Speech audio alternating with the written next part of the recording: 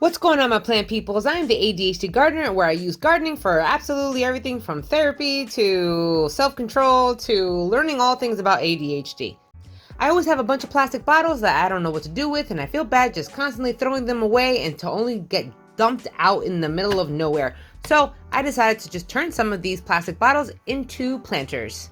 I have 3 different containers that I'm going to be using out of plastic bottles, so stay tuned. You may want to jump around in the video depending on what type of plant project you are looking for. The first project is all about hanging some plants upside down using a 2-liter bottle, so that's what I did. If you want to go cheap, you can go right to the Dollar Tree because they have them for $1.25. You're supposed to cut the bottom part of the soda bottle off and keep the top part, but I wound up accidentally cutting off the wrong part. Being that I cut the wrong part of the soda bottle off, I'm going to use this heat thingy to poke a hole in the bottom of it. You can still do it this way. When it's time for the handles, you can use a hole puncher to create a hole on the top so you can, string some stuff on it.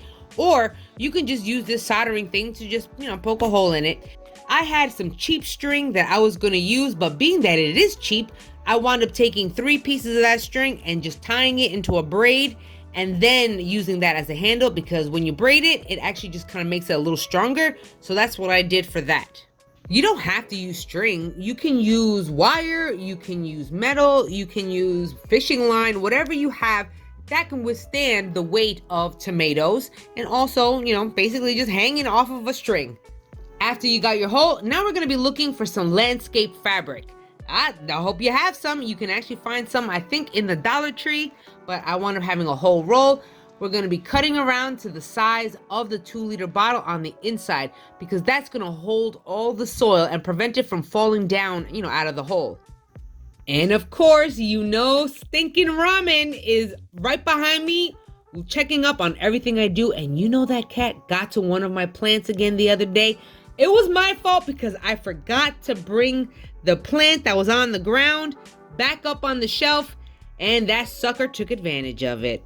Those tomatoes and peppers are a perfect example of why we need to pay attention to our plants. If not, then they're gonna look like crap, like this, because I neglected to, I wasn't paying attention, and I forgot to water the hydroponics. I mean, it is water, and I just let it kind of dry up on its own. It was looking a hot mess. If you are using seedlings in the beginning, it's going to be a little hard to prevent the soil from popping out on the bottom. One of them I did use like a hydroponic, I used the hydroponic piece that it was growing in, and that kind of stopped up the hole.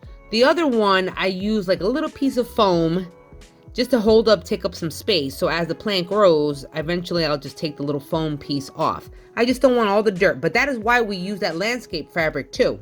For the soil, you're gonna get yourself a really good quality indoor potting mix.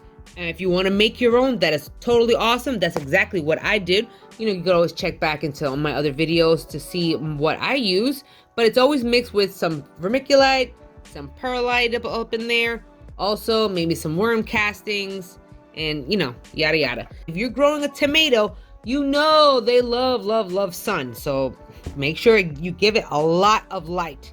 Same thing with peppers. If you're growing something else that requires less light, then you won't need so much bright light. But other than that, looking good, right? I love this. I had some questions about this project. I mean, if you look at it, it looks really nice, but you wonder why and how do you have a bunch of plants popping out of a soda water bottle? Well, let's go find out how we're going to do it. And on top of that, what type of plants are we even going to be picking for this? First thing we're going to do is take that little heater welding pokey thing, I don't know what you would call it, but we're going to poke a hole through the lid and also the bottom, but not from the same bottle. Obviously, the very bottom water bottle is not going to have a hole on it. And the very top one is not going to have a huge hole on top of it. I took that crappy string again, and then I strung it right through those holes, and I made it a really tight knot so that knot will not pop up through the string. Now we're going to poke holes all up on the side of the bottles with that same welding, soldering, whatever you want to call that thing. Now we can poke some holes on the side of the bottles. You don't have to go crazy with the holes, but then again, it all depends on what you're putting inside of that bottle to propagate.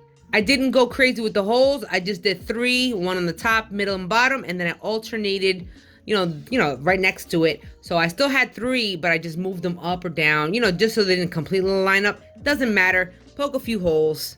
Now we're going to be filling it up with the soil. This part's a little on the tricky side because obviously you got to fill it up with a little water bottle, but it's totally doable.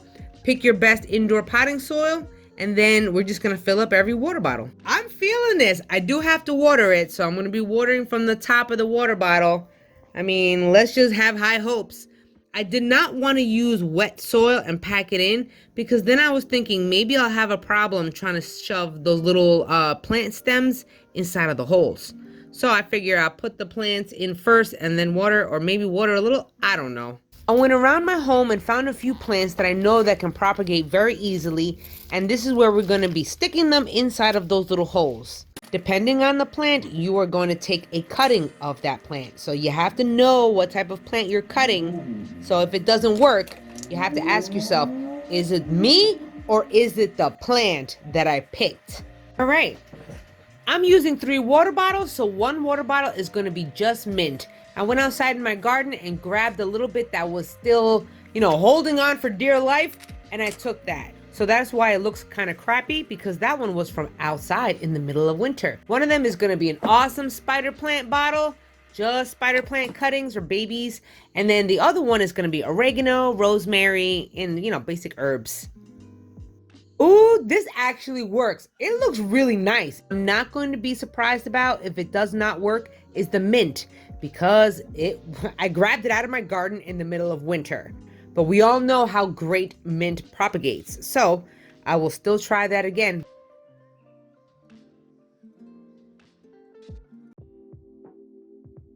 This next project, I actually got it from another channel, but that channel does not speak English. They don't even talk at all. And they speed it up. So you don't really know exactly, what they're saying, what they mean, because I don't understand it. But that's okay, because I'm going to do it for you so you can see, what it would look like, I guess, if an average person decided to try it out. Ideally, you want to take off any stickers or whatever it has on top of it. But frankly, I did not have the time. And yeah, I did not have the time. You ideally want to do it, all right, if you want to. If it doesn't matter so much, then obviously it doesn't matter. This small milk jug has 4 sides. 2 of the sides are being taken up by the handle, so we're going to be taking off the other 2. That's where we need to open it up so we can start putting some soil inside of it and then a little plant. This wood base, you don't have to do, but I figure it would be a lot easier if you have multiple of these milk jugs and you don't want to carry one individually. You can just string them all together in this little case that I'm going to show you. And it'll be a lot easier to move around. Eventually, in the summertime, like I wanted to, I was going to put some hooks on this one and hang it right over my front porch or my balcony. And that's a perfect idea if you live in an apartment and that's all that's the only space that you have. I only cut the piece of wood to the height of the milk jug. There's no need to make it any higher than that. Spray painting this is optional. I want to spray painting just a little bit of it. I just want to use white. I cut 1 long piece of wood just so it can fit right in between the milk jug handle. It's a little snug, but plastic is forgiving. That's perfect because I'm going to attach those 2 side pieces of wood along this piece of wood in the back. So that means in the future, I can always just add a hook to the back of this and it'll work out. No, I split this piece of wood in the back. I really should not have used that type of screw. I messed that up. But you know what? In the end, it's okay because it didn't cost me much and I can always just replace the piece of wood. It was just little pieces of screws and stuff. It's not a big deal. And besides, being that these little small jugs, they're not going to weigh that bad. And it also can stand up if you wanted to. So, no harm, no foul. You can paint this also. I mean, you can stain it, paint it. That's, do whatever you want. Tap into your imagination and your creativity and see what's possible. You can poke holes on the bottom of these containers, obviously to drain. But if you're leaving this outside, in your porch or balcony or something in the summer, then you may want to retain a little bit of the moisture. So you decide if you want holes or not. Get yourself some really good potting mix, fill up the little containers, and then just take a little seedling or another little baby plant and then just put it in there. Isn't that the cutest thing? I hope you enjoyed this video. Don't forget to like and subscribe, and also live stream on this Sunday, 7 p.m. Eastern Standard Time. I'll check y'all later in the next episode. Peace and love.